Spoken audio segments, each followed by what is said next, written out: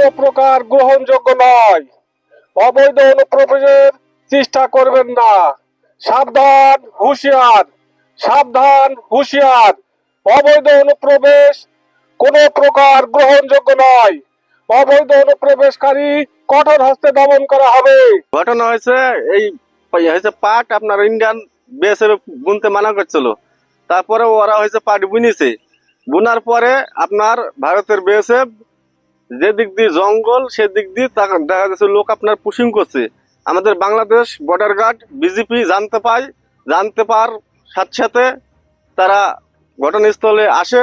আসার পরে দেখে যে 5 থেকে 6 জন লোক নাকি 6 জন লোক তারা পুশিং করে দেয়।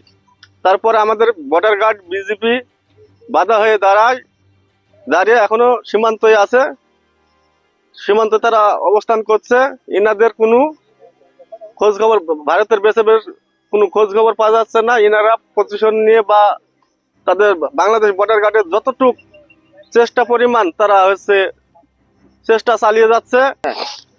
আমরা সারা রাত বিজিবির সাথে থাকি। আমাদের কোম্পানি কমান্ডার ছিল আমাদের সাথে। ওরা গেট খুলে পার করে দিয়েছে, আমরা ইন্ডিয়ার মধ্যে আটকে দিয়েছি, আমরা বাংলাদেশে আসতে পারিনি।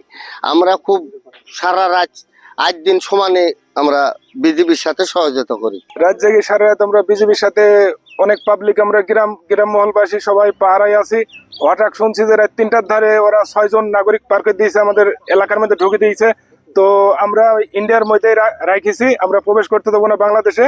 এটা আশা করছি যে বাংলাদেশে প্রবেশ করতে দেবো। তারপরে বিজিবি বিএসএফ এটা আইনে যেটা হবে এটা অবশ্যই মেনে নিতে হবে। আবাজ আছে, পাট আছে, পাটের জন্য লিখতে পারি না, পাটের মধ্যে মধ্যে চলে আসে এরা।